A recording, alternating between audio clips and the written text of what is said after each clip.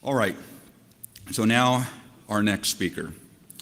It's important to recognize Sven Sakkov. He's the director of the NATO Cooperative Cyber Defense Center of Excellence, and we call it, you've heard me say, NATO CCD-COE. He's educated at the University of Cambridge, the Royal College of Defense Studies, University of Truro, and St. Lawrence University. He has been working in the field of defense and security since 1995. He has served as the Undersecretary of Defense Policy Director of the Ministry of Defense in Estonia from 2008 to 2015. Previously, he worked at the Estonian Embassy in Washington here, the Estonian mission to NATO, and as a National Security Advisor to the President of Estonia, and as the Director of Policy Planning of the Ministry of Defense of Estonia. And he is currently the Commander, the Director of the CCD-COE. And why is that important? That branding that you see of CyCon belongs to them, and they've graciously shared it with us. The challenge that we've attended this conference for some time is that it was difficult for you to get to that conference. So in working with them for the last 2 years, we decided to bring it to you here in your front yard. But there's more. So I asked, tell me something interesting about you. How many foreigners or people who are affiliated with some type of foreign country or foreign institution or do we have in the room? Show of hands. Okay, so there are several. This is an international conference here. So this is the epitome of international. Sev is 1/16th Latvian, 1/16th German, 3/8 Estonian, 1/2 Finnish, lived in Algeria and other parts of the world. He speaks fluently in English, Russian, Estonian, and enough German and French to get by. And Andy, our mathematician, you'll have to figure out the 1/6, 3/8 if that all adds up to 1. But with that, sir. Thank you.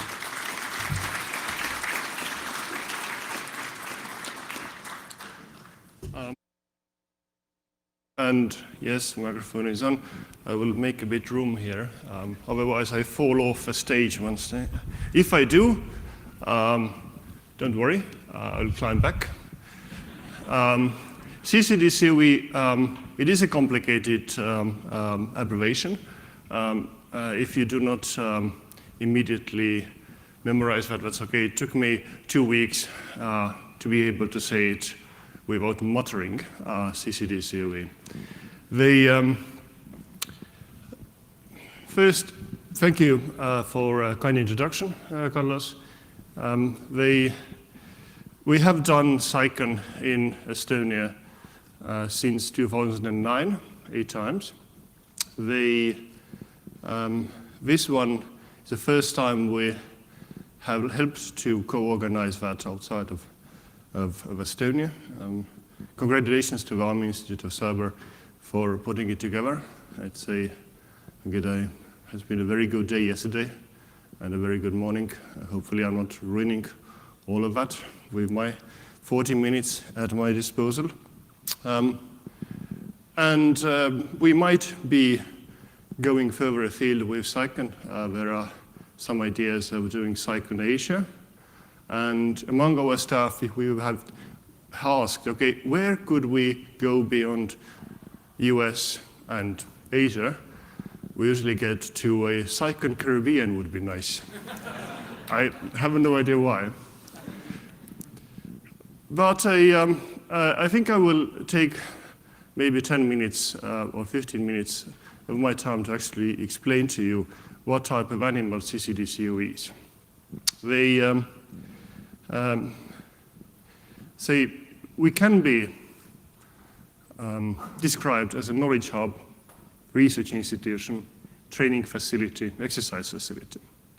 What that means is that we have a very diverse group of researchers, techies, and lawyers, and military personnel. And we are basically doing, in a very simplified way, we are doing research, training, and exercises in 4 fields: technology, strategy, operations, and law. And through that, we are trying to provide a 360-degree view on cyber defense. It is not very often that you have inside the same quite small organization working side by side real techies, real military, and operational planner type of people with operational background, and lawyers, and strategy policy people, very often working on the same projects together. And this is a synergy we're trying to spin out of that.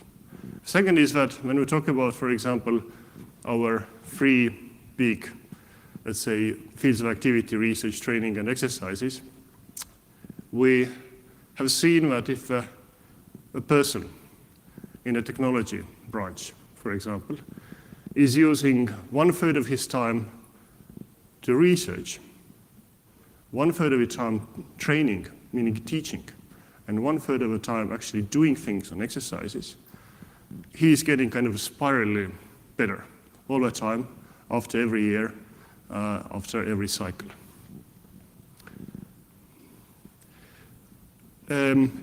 I have very often now in last 1 year, which I've been in this position, seen that many people in the world know us not because of our name, very complicated CCD, COE, but because of the products, specific things what we do.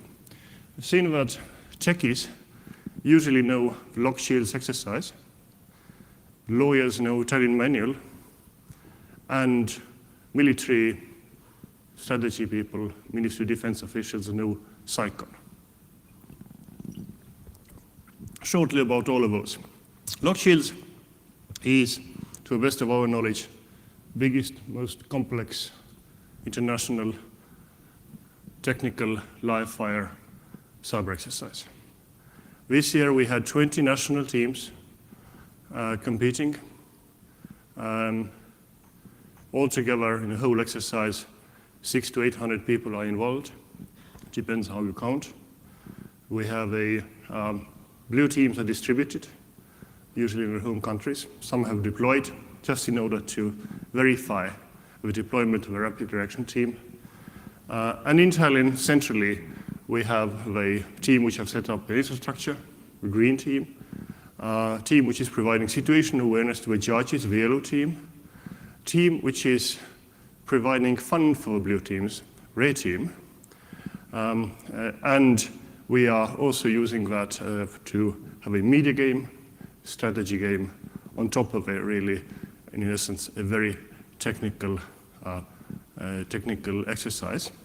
It is taking place in NATO Cyber Lab, which is the cyber range, which is very conveniently located in the same building as we are. I was originally a Estonian Defence Forces cyber range, but now has got also NATO-wide investment into it. In the lock shields,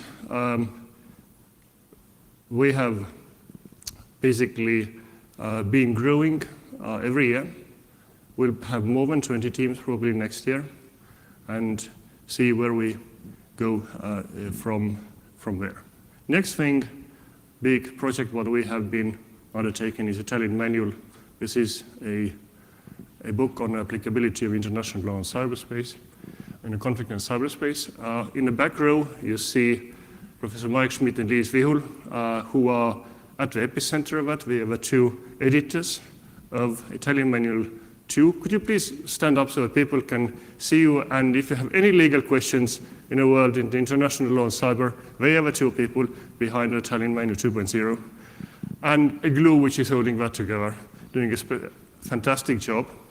And when Italian Manual 1 was launched in 2013, I think that has become really one of the most quoted books on international law and cyber. Italian Manual 2 will come out early next year. We will have a launch in Washington, D.C., a world launch. stay tuned. I think it's going to be a huge event. Because the Telemanual 1 was looking at the law of armed conflict and international humanitarian law. 2 will be having a wider look also to all the internationally wrongful acts between states and state-sponsored actors. So, for example, when we look at a Sony hack or DNC hack, such kind of things would be covered by Telemanual 2.0, where a group of international lawyers have come up with their idea on the applicability of international law on that. And the third big product, what we are known for, is CyCon. I don't think that I need to go further here about what that entails. Now, moving on to maybe a bit of a philosophical part of my 40 minutes here.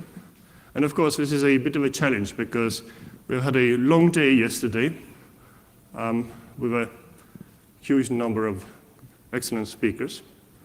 And that reminds me of one true story which happened in NATO at the North Atlantic Council.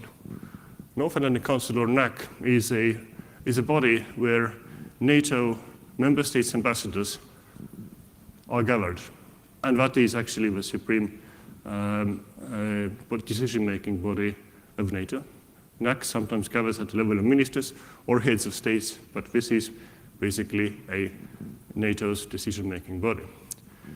You can imagine there's quite a number of ambassadors. Ambassadors are not famous for not talking too much, rather in opposite. So once, and that was a time when Secretary General of NATO was Lord Robertson from UK. He was chairing the NAC debate, which already had taken 3 hours.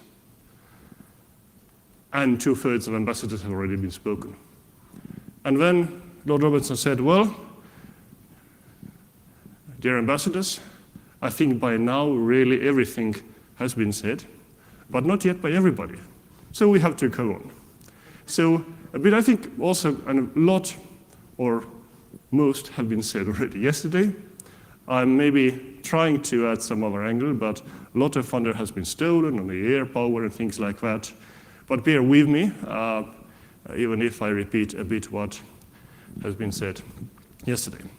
First, an observation of as I said, a philosophical nature is that I think we are living through right now a fourth big revolution in humankind.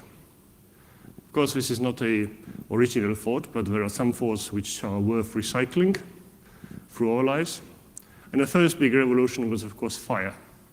Introduction of fire, when actually humans started to shape the environment around them and shape the food, what they eat. And by the way, that made it possible for our brain to develop to its current form. And that took hundreds of thousands of years, that revolution. Second revolution, agriculture. That means that humans started to shape the security of their food. That took thousands of years. Then the industrial revolution, third one, whereby the people did not have to do the muscle work anymore, or not to use the animals for that, but actually machines started. So basically replacing muscles, replacing manual labor. And the fourth one is now when we are getting assistance in thinking, in information. I think it will be monumental. And I think what is really important here is the speed of it. When the fire, or the first revolution, took hundreds of thousands of years, and agriculture thousands, and the industrial revolution hundreds, now we are talking about decades. I am 45 years old. I'm as old as email. When I was 20, the World Wide Web started. in 2007, so I was 36 by that time.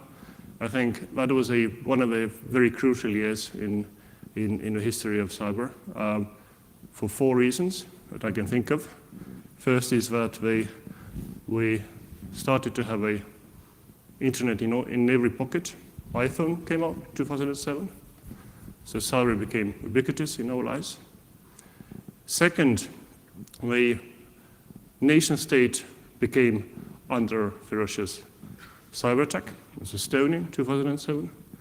Third, that was a year when the famous Aurora generator test was done, showing that you can impact industrial system through attacking ICS. And the fourth one, that was a year of Operation Orchard, when they probably the cyber offensive means were used in warfare. And basically, we're really talking about something that has happened in our lifetime. And that has changed the music industry, telephone industry, taxi industry, hotel industry. And I think there will be many, many more disruptions, what we do not know yet. If you think of all the, let's say, resentment and anger in the rich world by those people who have been left behind or left aside of a globalization, think of a future where, we all like to have autonomous vehicles. I think, for example, it would be nice because you can actually have another beer or a glass of wine because you don't have to drive, but you get home. But of course, think of all the drivers, truck drivers, all the manual laborers who will not have work anymore.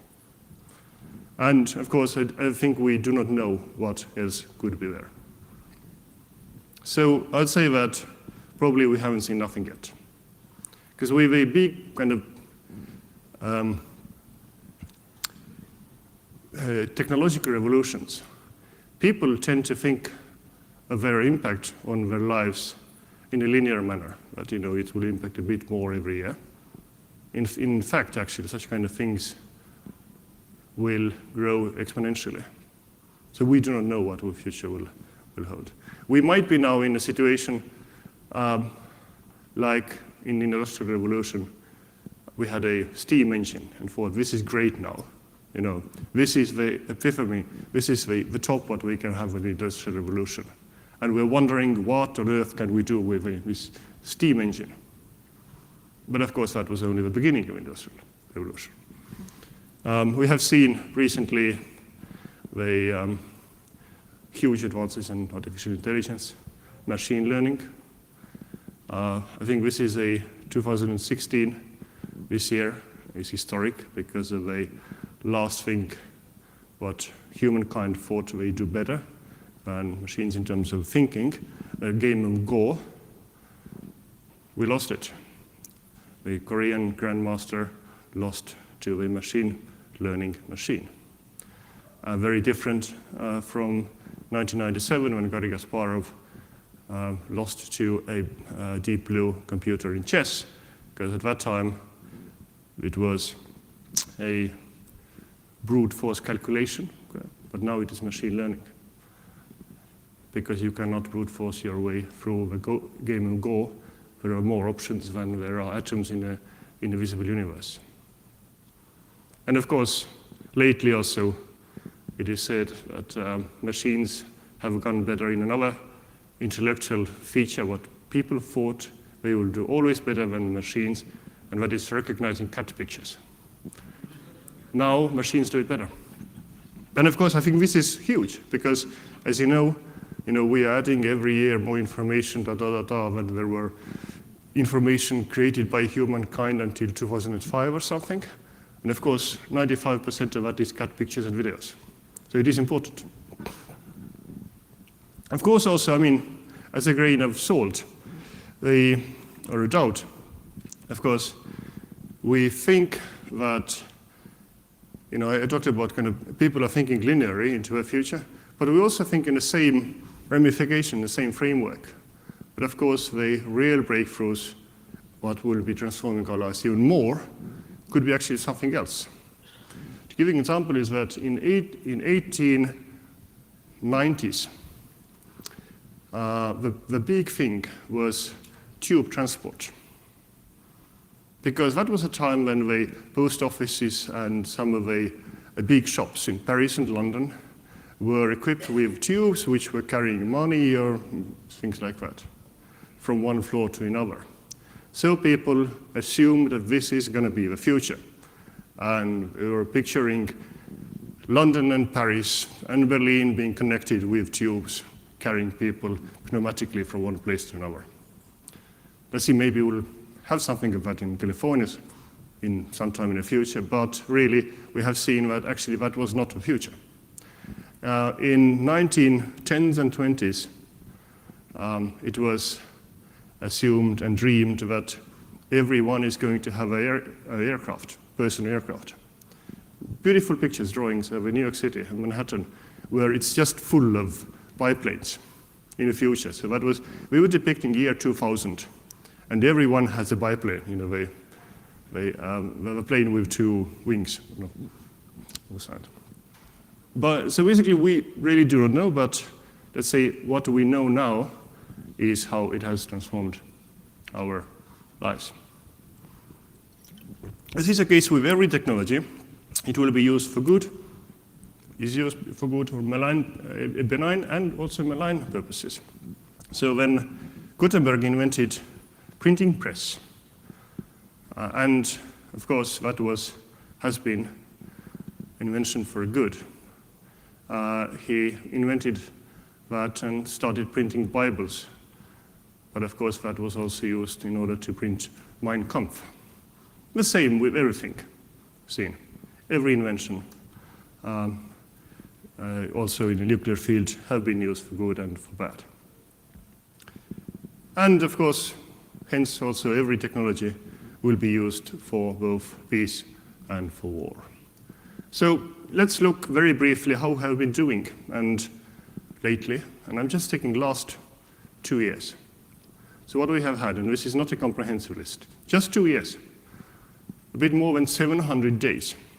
Had Sony hack, TV5 in France, steel mill in Germany, Ashley Madison, Yahoo, OPM in Ukraine, they attacking us the electric grid, DNC hack,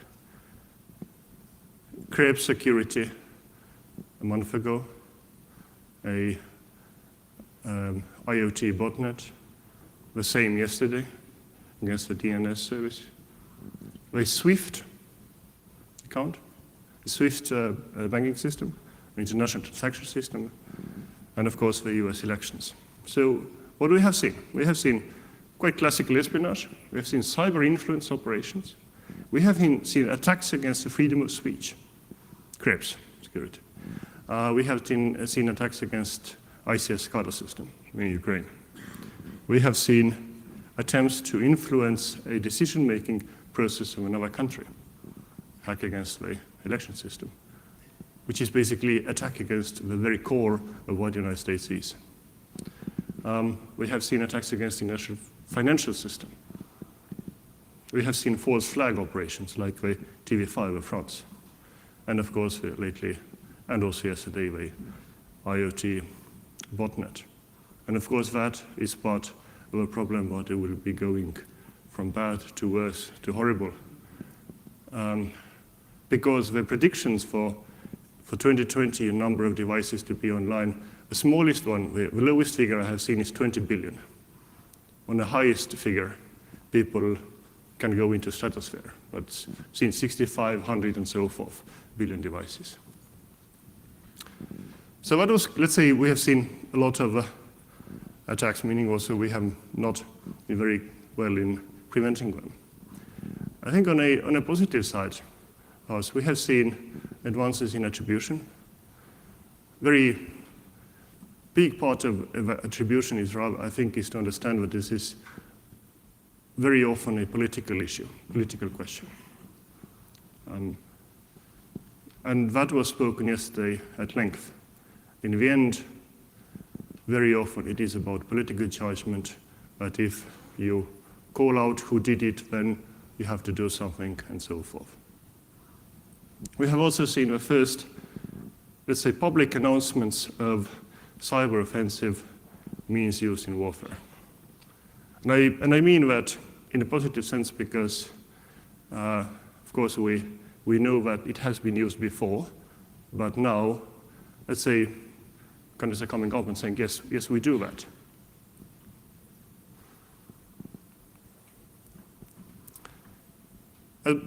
As I said, we have not done greatly in that.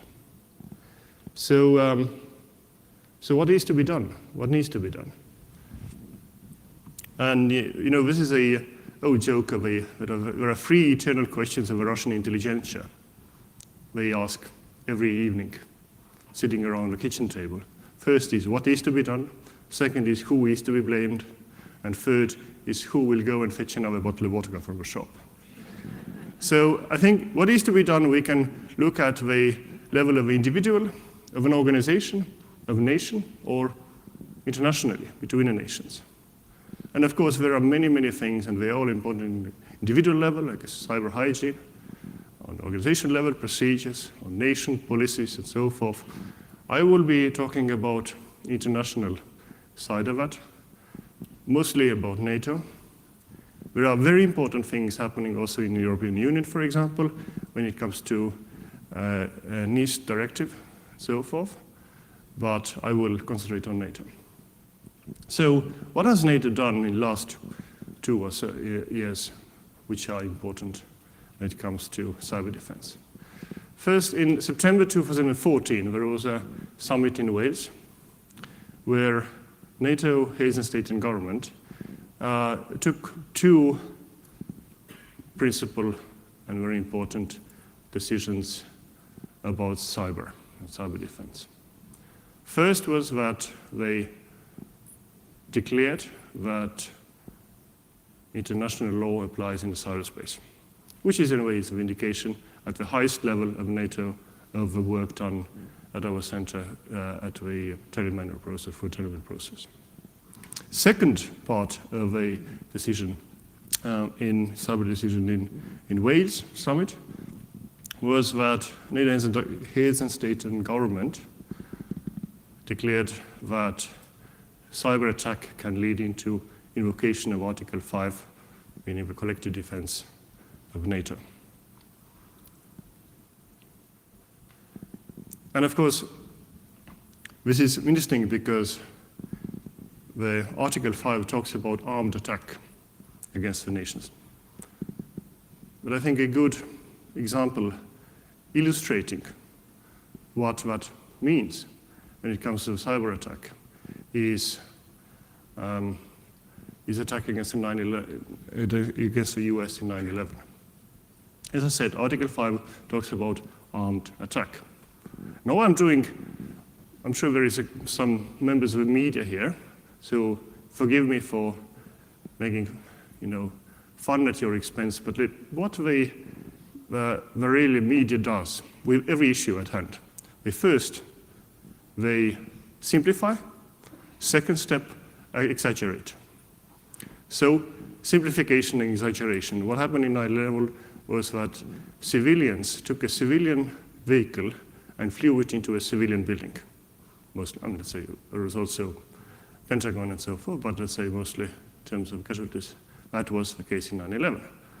And on the 12th of September 2001, NAC, North Atlantic Council of NATO, for the first and until now last time invoked Article 5, collective defense of NATO, because the consequences of that attack were as horrendous or as big as if it would have been a kinetic old-style attack against the ally, the United States. So I think this will be the measurement also looking into what could constitute an armed attack against NATO member state through cyber. And of course, very often people are asking, okay, what is the threshold? how big the attack should be. And I think here is something where we should avoid putting down very clear thresholds. Why? Because if we define it very well, then it gives our enemies a very good guide of what they can do, and without invoking Article 5, without actually getting the wrath of the US and its allies of 900 million people altogether in NATO. So I think this is a good that NATO has established, is having some strategic ambiguity about the issue when Article 5 will be crossed, because we do not want opponents to know that. Now moving on to a NATO summit this year in Warsaw, in Poland. Another momentous decision in NATO was taken. And this is something which US has done already, I think, 6 or 7 years ago. Many other countries followed suit. And that is that at that time in this summer, NATO presidents and prime ministers of NATO country declared that, or recognized that cyberspace has become a domain of operation. And I quote from NATO summit communique, where NATO will defend itself as effectively as it does on land, in the air, and at sea. End of quote. And of course, that means now to be put into practice. What does that mean?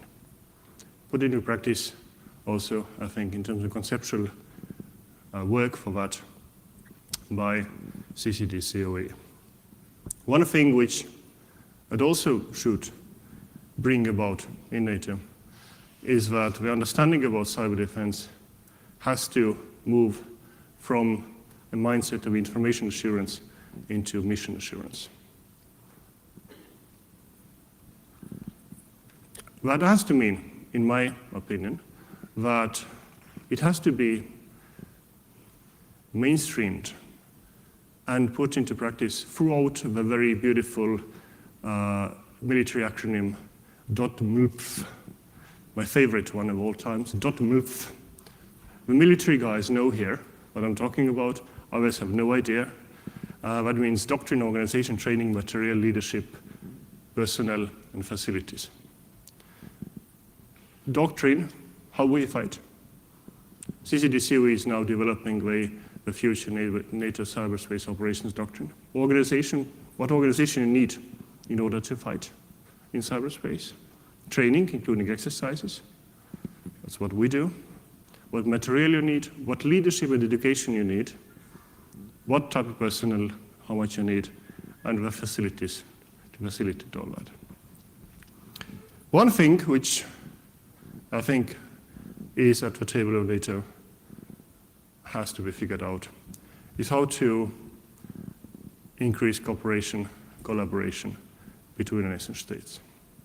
Because what we have actually now in terms of a cyber defense in NATO is primarily, mostly, again, simplification and exaggeration, is CCDCOE. This is an effort by 20 countries. Lately, there has been a lot of talk that the US is shouldering a too big burden in NATO. When it comes to CCDCOE, Estonia, with a population of 1.3 million people, so that's, say, Washington, D.C., with some of its suburbs, is putting up half of its resources and half of its personnel. US is putting up 2%. So I have to say that there are other allies who are also doing things which are, let's say, not proportionate to their size. When I say that we need to increase cooperation, I think I'm referring to what one of my favorite generals of all times, General Breedlove, former Sakkov, said in 2014, that said that one thing that you cannot surge is trust. Trust needs to be built. You can build it only between human beings. human beings who know each other, who work together, hopefully also go and have a pint after work. And through that, through that trust, you build cooperation for the future. There are many, let's say, technological ways with the technology whereby information could be shared. But a lot of things in cyber defense are quite sensitive. Sometimes as sensitive as intelligence information. And intelligence information is not shared with machines, but with human beings, with people who trust each other, who have built up the trust, and who have worked together. So I think I will be trying to wrap up. I will say 3 things. But unfortunately, there will be wars in the future. Secondly, those wars will also be inter alia fought in cyberspace. And third point is that the West will fight in a coalition. I cannot think of any Western country having its own individual war without coalition partners. And of course, that brings me back to information sharing. A lot of information is, for example, shared in a Firewise community. But my question to you is, when was the last time when a coalition, US-led in war, consisted of only English-speaking countries, if ever? But I can think of it in 1812, and that was not a coalition, it was actually something else. So I think this is something what we need to tackle. Because when the war breaks out, it is not time to start searching trust, because you cannot. It has to be built. A couple of other things and thoughts. I think one issue, one real predicament we need to manage is the gap between the technology and policy, techies and policymakers. The policymakers very often do not know very well what is happening in technology. And techies have no idea why we do that, what we do, very often for the government. So I think the education effort should be both ways. I mean, secondly, we should demystify all cyber defense, cyber security, cyber offense issues and have a normal adult conversation about also things like cyber offense. Because how is it possible otherwise that it is totally normal to blow up a power plant in a war, for example, with a bomb, but to disable that with a code is somehow, this is offensive, we should not talk about that. Why is that? And I think that is because we have created this kind of mystique around it. And of course, looking at NATO and looking at the current events and the most tense relationship what NATO, US, the West has had with Russian Federation, of course, we should also bear in mind that the cyber means will also be used by our other forces as a A2AD, anti-accessory denial means. And we need to be mindful of that and preparing for that. And now really the last thing, I wanted to talk more about a guy called Giulio Gavotti, an Italian. How many people know who Giulio Gavotti was? Raise your hands. One person knows. He's a very important person in the history of warfare. That was in 1st of November 1911, when an Italian Air Force pilot, Giulio Gavotti, smuggled into his aircraft 4 grenades. They were like big grenades, 2 pounds each. And he dropped them over a Turkish military camp in nowadays Libya. There was an Italian Turkish war taking place at that time. There were no casualties, missed everything, but the Turks were furious because it's ungentlemanly. Why you do that? This is not nice. Turkey also filed a complaint to international complaint pursuant to the Hague Treaty or Convention of 1898, which prohibited balloons being used in aerial bombardment. Italia said, no balloon, that wasn't a balloon, no problem. So that was in 1911. If you flash forward 30 years, the air power was used in attacking the center of gravity of your opponent in war.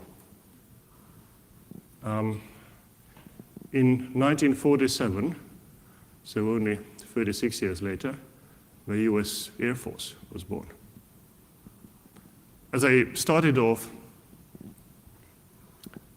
I am 45, as old as an email. So you think of actually air power, which all started with the Wright brothers. Was it in 1903, if I remember correctly? And where that got, by 1947, establishment of a separate service. And actually then, from very outside people like, Billy Mitchell, the founder of the US Air Force, said in 1918, and I quote, "The day has passed when armies on the ground or navies on the sea can be arbiter of nations destined in war. The main power of defense and the power of initiative against an enemy has passed to the air." Well, what we have seen is that, we still have GIs. War is still very often bloody and muddy. It has not become a silver bullet. We still have navies and the Marines were charging at the beach. But what happened was that air power was integrated into a general war effort, as I think cyber will or is. And that is also, I think, one part of demystifying what we are talking about. Because otherwise, there will be people who are, running around with their heads and hair on fire. I'm not talking about myself. Saying that, it's going to be a, cyber Armageddon or cyber Pearl Harbor. Richard Clarke, book, Cyber War. And also, last year, Thomas Reid from King's College London published a very good book which is called Cyber War Will Not Take Place. The opposite view. Saying, calm down. How many people have been killed in a cyber war until now? How many facilities have been blown up by cyber? But, take it easy, it's not that simple. And I think, basically you see there's two very different views.